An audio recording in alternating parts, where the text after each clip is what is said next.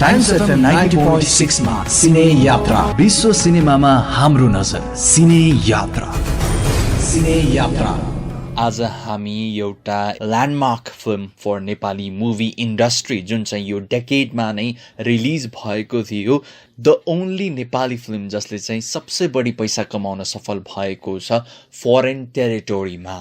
It is मीन बहादुर भामको कालो पोथी, जुन चाहिँ नेपालको लागि अफिसियल अस्कर सेलेक्सन पनि रहेको थियो 2016 को एकाडेमी अवार्डको लागि। डिरेक्टेड बाई मीन बहादुर भाम, यो film is also written by him as well as Avinash Bikram Shah. फिल्ममा हामी नव कलाकारहरू, स्पेसली चाइल्ड आर्टिस्टहरू खड्गराज नेपाली, त्यस्तै गरी शुक्रराज रोकायालाई देख्न पाउँछौँ। साथसाथमा निकै नै अहिले त झन् पपुलर भइसकेका विपिन कार्की र बेनिसा हमाल र त्यस्तै गरी प्रवीण खतिवडालाई पनि हामीले यो फिल्ममा भेट्टाउन सक्छौँ। फिल्मको आइएमडिबीमा रेटिङ रहेको छ 7.1, 100% रहेको छ रोटन टोमेटोजमा। So this film has been loved by critics all over the world. Editing भने फिल्ममा गर्नुभएको छ निमेश श्रेष्ठ र त्यस्तै गरी अजिज जाम्बाक्लेभले, र अजिजले नै सिनेमाटोग्राफी पनि गर्नुभएको छ। म्युजिक भने दिनुभएको छ फिल्ममा जेसन कुँवरले। यो फिल्मले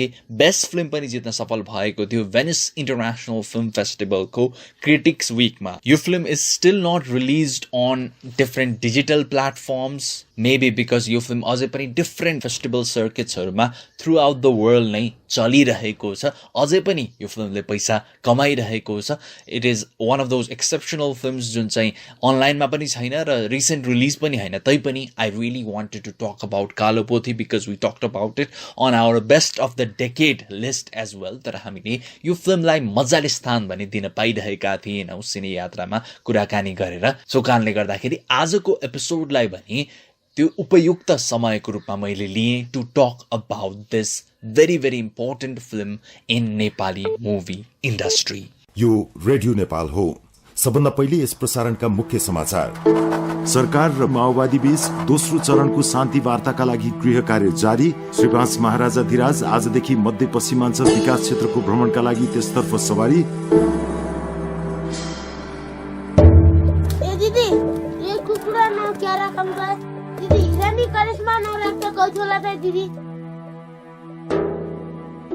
करिश्माले भोलि न उन्डा पाडा बेचम्ला दिवाई पनि गर्ने स्कुल पढ्ने होइन त है।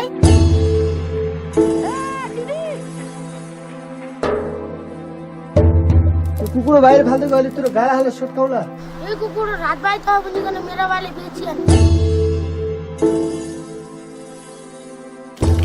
ओ बाजे म कुकुर ल्याऊ।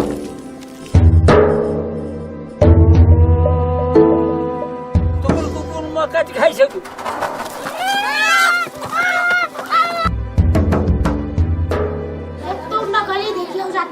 तैँले थाहा पाए दिदी, अम्मा करिश्माले उन्डा पारेर ल्यायो मेरो हातको उन्डा।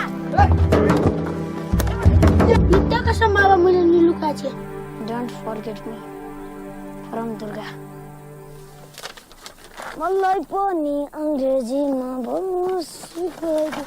ओबे नाउ कालो पोथीको कथाको सर्ट सिनप्सिस भन्नु पर्दाखेरि प्रकाश जो चाहिँ एउटा अनटचेबल फ्यामिलीबाट बिलोङ गर्छ, उसको साथी किरण भने अप्पर कास्ट फ्यामिलीका हुन्छन्। उनीहरू भने मुगुमा बस्छन्। 2001 को मुगुलाई देखाइएको छ जब चाहिँ रिसर्जेन्स भइरहेको थियो, माओइस्टको रेभोल्युसन भइरहेको थियो र सिभिल वार सुरु भइ पनि सकेको थियो। And it was a very very devastating time for different innocent people, especially the poor ones, especially those who could not do anything about it.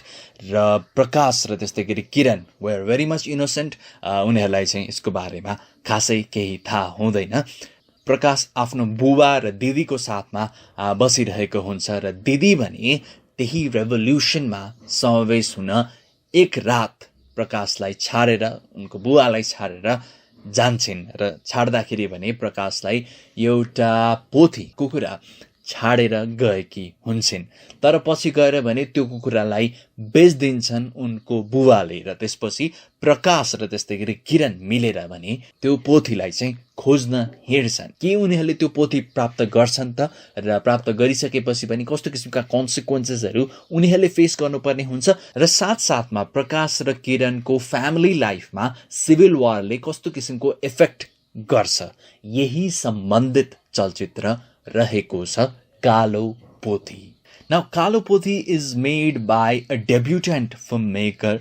उनको चाहिँ यो पहिलो फिचर फिल्म रहेको थियो जब यो फिल्म रिलिज भयो Min Bahadur Bham this film is very very personal तपाईले feel गर्न सक्नुहुन्छ पहिलो फ्रेमबाट नै कि यो कति पर्सनल रहेको छ यो फिल्म मेकरको लागि भनेर Min Bahadur Bham himself being grown up in Mugu र इन द्याट पिरियड जब चाहिँ भइरहेको थियो माउस रेभोल्युसन भइरहेको थियो र उनले भने यो फिल्ममा उनका क्यारेक्टर्सहरू जुन चाहिँ फिल्ममा देखाइन्छ विशेष गरी अनटचेबल जुन बच्चाको रोल रहेको छ उनी भने उनको आफ्नै रियल लाइफ साथीलाई चाहिँ उनले दर्शाएका भनेर पनि भनेका छन् तर there are other lots of other things that I am sure that it has came out from his own personal experience navai what he has seen what his family has gone through and what his society had gone through at that moment यो personal film making को feel भने नेपाली फिल्म्सहरुमा खासै देखिन्न कुनै पनि फिल्ममा डाइरेक्टरको राइटरको त्यो personal feeling आएर बनेको निकै नै सोसाइटल निकै नै लोकल त्यस्तो किसिमको फिल्म्सहरु हामीले खासै देख्न पाउँदैनौं इन्टरनेशनली भने वर्ल्ड सिनेमामा भने ती फिल्म्सहरु नै हुन्छन् जुन चाहिँ फिल्म फेस्टिभल्सहरुमा बढी रुचाइन्छन् र धेरै क्रिटिक्सहरुले मन पराउँछन् त्यही कारणले गर्दाखेरि पनि नेपाली फिल्म अझै पनि इन्टरनेशनल मार्केटमा त्यो हिसाबमा जान सकेको छैन because there are very few personal films being made र अहिले त at least few films like Bulbul and different other फिल्म्सहरु बन्न थालेका छन् तर it has taken a while and Kalo Pothi did actually start it or at least helped accelerate it in the international market. Now your film craft ko kura garna chahanchu ma yahanira how Min Bahadur Bam uses his camera and his performances, his actors and everything. Now यो film भने एउटा नव यथार्थवाद शैली Italian फिल्मको शैलीलाई चाहिँ यो फिल्मले प्रयोग गरेको जस्तो फिल हुन्छ बिकज यो फिल्ममा चाहिँ नन प्रोफेसनल एक्टर्सहरु धेरै रहेका छन् अफ कोर्स बेनी सामाल विपिन कार्की प्रवीण खतिवडा जस्ता एकदमै अहिले त दे आर सो पपुलर नै त्यो समयमा they were struggling actors they are there but most of them are all the locals from that village जहाँ चाहिँ शूटिङ भएको थियो त्यही एरियाजहरुबाट चाहिँ कलाकारहरुलाई ल्याइएको छ राखिएको छ र it is neo realism को feel because non professional कलाकारहरुलाई राखिने र कुनै build set भन्दा पनि real locations मै गएर धेरै exaggerated लाइटहरु भन्दा पनि त्यहाँकै नेचुरल लाइटलाई चाहिँ युज गरेर त्यहाँकै त्यही कुराहरुलाई राखेर र डायलग्सहरुमा पनि केही एक्स्ट्राभ्यागेन्ट नहालिकन यो गर्ने शैलीलाई चाहिँ नव यथार्थवाद भनिन्छ new realism Italian new realism को फिल हामीले फिल्ममा भेट्टाउन सक्छौं र साथसाथमा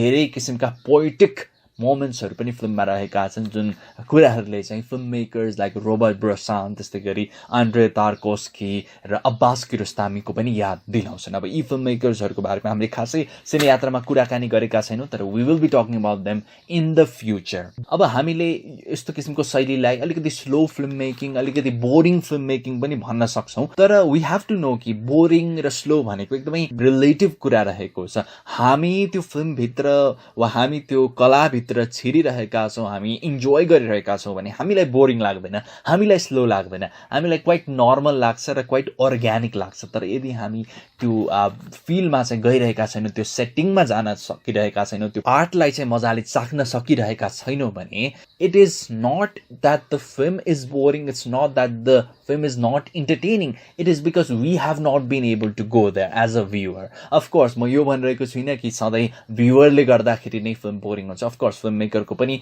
हात हुन्छ धेरै ठूलो हात हुन्छ to make a viewer entertain and all of that तर यस्ता किसिमका चलचित्रहरू जुन चाहिँ डीपली पर्सनल हुन्छन् जुन फिल्म्सहरुले न्यू रियलिजमको युज गर्छन् रियल क्यारेक्टर्सहरु हुन्छन् त्यस्ता फिल्म्सहरुमा चाहिँ त्यो शैली प्रयोग गर्न निकै इम्पोर्टेन्ट हुन्छ बिकज जब चाहिँ हामी रियालिटीको नजिक जान खोजिरहेका हुन्छौं तब क्यामेरा पनि एउटै स्थानमा भइरहँदाखेरि हामी झन बढी रियालिटीमा जान्छौं जब चाहिँ क्यामेरा चेन्ज भइरहन्छ शॉट एंगल्सहरु चेन्ज भइरहन्छन् तब भने we feel manipulated and it is fine in a commercial film, it is fine in a maybe एभेन्जर्सको film, or it is fine in a maybe Chhakka Panja फिल्म्सहरू। तर यस्ता चलचित्रहरूमा भने त्यो सकेसम्म गर्नु हुँदैन र फर्स्ट फ्रेमबाट अन्तिम फ्रेममा नै lots and lots of poetic मोमेन्ट्सहरू फिल्मले युज गरेको छ। दुईवटा ड्रिम सिक्वेन्सेसहरू पनि फिल्ममा रहेका छन्। अब दुइटैमा जान अहिले नभ्याइएला, तर पहिलो जुन ड्रिम सिक्वेन्स रहेको छ त्यो भने एकदमै अर्ली अन आउँछ फिल्मको, जब चाहिँ हामीले चाहिँ किरणले चाहिँ ड्रिम गरिरहेको देख्छौँ। ड्रिममा चाहिँ हामी डिफ्रेन्ट रिलिजियस ग्रुप्सहरू देख्छौँ, हिन्दू, बुद्धिस्ट, क्रिस्चियन्स, मुस्लिम्स, होइन, ती ग्रुप्सहरूको बिचमा चाहिँ ऊ हिँडिरहेको हुन्छ र त्यहाँनिर चाहिँ डिफ्रेन्ट आर्मी अफिसियल्सहरू पनि हुन्छन्। र यसले भने के सिग्निफाई गर्न खोजेको जस्तो मैले चाहिँ फिल गरेँ भन्दाखेरि आई फिल्ड कि it was trying to showcase the origin of war. कसरी चाहिँ वार सुरु हुन्छ त, it originates because of difference in beliefs. विश्वासहरूको नै भिन्नताको कारणले गर्दाखेरि नै वार जस्तो एकदमै डरलाग्दो कुरा ओरिजिनेट हुन्छ। र अझ विचारहरू सबसे बढी त रिलिजनमा हुन्छन्, एकदमै स्ट्रङ विचारहरू, स्ट्रङ अपोजिसनहरू। र सायद Min Bahadur Bham is trying to showcase the origin of war and how people are being affected, how innocent people are being victimized in the war, जुन चाहिँ उनीहरूले सुरु पनि गरेका होइनन्। र यहाँनिर चाहिँ हाम्रो character Prakash is also a victim of that भन्ने चाहिँ त्यो सपनाको सिक्वेन्सले, ड्रिम सिक्वेन्सले चाहिँ निकै ब्युटिफुल्ली, निकै पोइटिकली देखाउन खोजेको मैले चाहिँ फिल गरेँ। धेरै नै सिम्बोल्सहरूको फिल्ममा युज गरिएको छ, जसरी चाहिँ यो फिल्ममा जुन मेन हेन हुन्छ, होइन, कुखुरा हुन्छ, उसलाई चाहिँ करिश्मा भनेर नाम दिइन्छ। र मेबी यहाँनिर चाहिँ डिरेक्टरको फिल्मप्रतिको लगाव, फिल्मको स्क्रिनिङलाई पनि यो फिल्ममा निकै इम्पोर्टेन्ट एस्पेक्टको रूपमा देखाइएको छ। र Bipin Karki actually plays the ticket सेलरको रोल त्यहाँ चाहिँ फिल्म स्क्रिन गर्न लगाइएको हुन्छ, होइन। र साथी भन्ने फिल्म, अगेन यो फिल्म पनि एउटा फ्रेन्डसिपकै स्टोरी हो। दुईवटा डिफ्रेन्ट, एउटा अनटचेबल ग्रुपबाट, एउटा त्यस्तै गरी हायर, सो कल हायर कास्टको ग्रुपबाट, र उनीहरूको फ्रेन्डसिपलाई पनि निकै ब्युटिफुली यो फिल्ममा चाहिँ पोर्ट्रे गरिएको छ यो दुईवटा बाल कलाकारहरूको थ्रुबाट।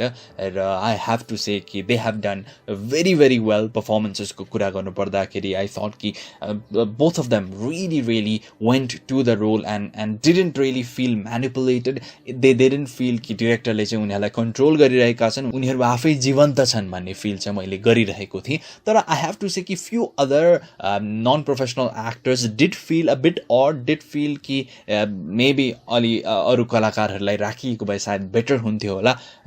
Apart from the protagonist of course दुईजना बाहेक अरू कलाकारहरूमा चाहिँ मैले त्यो फिल गरेँ। अफकोर्स बेनिसा हमाल प्लेइङ मेस, त्यस्तै गरी किरणको दिदीको रोल पनि उनले प्ले गरेकी छिन् फिल्ममा। And I think she has played the role very very well and really gone into that space, gone into that world of Mugu।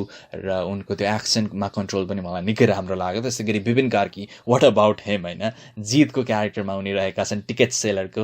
र उनले सुरुवातबाट नै, आफ्नो करियरको सुरुवातबाट नै निकै ह्युमरका मोमेन्ट्सहरू क्रिएट गर्न सक्ने निखारिएका कलाकारको रूपमा चाहिँ उनी पहिल्यैबाट प्रस्तुत हुने गर्दथे। र कालो पोथीमा पनि उनको त्यो देखिन्छ, फिल्मको टोनबाट बाहिर जाँदैन। र एउटा सिन जहाँ चाहिँ उनले कुखुराको अन्डा खाइरहेका हुन्छन्, that scene is very very funny in the film. The film has lots of symbols in it. यो फिल्मको टाइटलदेखि लिएर फिल्मका डिफ्रेन्ट सिन्सहरूमा, फिल्मका डिफ्रेन्ट क्यारेक्टर्सहरूको थ्रुबाट पनि त्यो सिम्बोल्सहरू युज गर्न खोजिएको छ। ड्रिमको बारेमा त मैले अघि कुरा गरिहालेँ, होइन, करिश्माको बारेमा पनि कुरा मैले गरिसकेको छु। जसरी चाहिँ त्यो कुखुरालाई चाहिँ कालो रङ लगाइन्छ, त्यो पोथीलाई चाहिँ कालो पोथी बनाइन्छ, त्यसले पनि सायद हाम्रो सोसाइटी, जसरी त्यो सिभिल वारले चाहिँ त्यो चेन्ज ल्यायो र it was a very very dark period for Nepalese, specially innocent Nepalese who were from a very poor society, poor family. त्यसलाई पनि त एकदमै आर्टिस्टिकली दर्शाएको छ। जसरी चाहिँ उनीहरूले कुखुरा चोर्छन् र जसरी उनीहरू चाहिँ अगाडि बढ्छन्, होइन। I am not gonna spoil the film a lot, होइन। Maybe if you haven't watched it, म धेरै स्पोइल त गर्न चाहन्न, तर धेरै भइसकेको छ यो फिल्म रिलिज भएको, सो अलिकति म यहाँनिर कुराहरू गरिरहेको छु। एकजनाको दिदी चाहिँ माओइस्टमा गएकी, र त्यस्तै गरी अर्कोको चाहिँ दिदीको बिहे भइरहेको अवस्थामा चाहिँ उसको हुनेवाला भिनाजुलाई चाहिँ लगिएको। यस्ता कुराहरूले चाहिँ त्यो इफेक्ट त्यो त्यो त्यो एकदमै मिडियामा नदेखिने, भोगेको मान्छेले मात्र फिल गर्न सक्ने त्यस्ता कुराहरू चाहिँ यो फिल्मले ल्याउन खोजेको छ। And the ending is also so beautiful, जुन चाहिँ म यहाँ स्पोइल गर्नेवाला छुइनँ। मैले भनिहालेँ I actually want to spoil it, तर I am sure that many of you haven't watched it, so I am not gonna spoil it. त्यो एन्डिङले पनि कतै न कतै रेजोल्युसन दर्शाउँछ, कतै न कतै त्यो सबै भइसकेपछि लास्टमा गएर कि now people have realized, now someone very important in the film has also realized it भन्ने पनि feeling बाट चाहिँ Min Bahadur Bham ends the film, and that is very much satisfactory. And overall the craftsmanship of him and the way he uses his personal storytelling devices is really really beautiful, and it really shows a master filmmaker ko janma through this film. So we have to really really respect Kaalo Pothi in all those regards. You have to watch more than once, I think, to really take everything, all the symbols, all of what it is trying to tell. त्यो सबै बुझ्नको लागि भने हामीले बारम्बार यो film हेर्नुपर्ने हुन्छ। तर one of the qualities of great films is that every time you watch it you get new things from it, and Kaalo Pothi is certainly a great film. दसैँको भोलिपल्ट छोरीलाई ल्याएर अफिसमा उपस्थित गर्न भने तिम्रो दुईटै बाउ छोरालाई चाहिँ लगेर अफिस जेलमा हालिदिन्छु। बडी बिजुली दिदी कुकुर नभए घर आउने नै छिरो के लगाएर तिमीहरू कुकुर ल्याउन sir. For more movie reviews, previews, analysis, interviews and other cool stuffs, do subscribe our channel and also click the bell icon to not miss any new videos.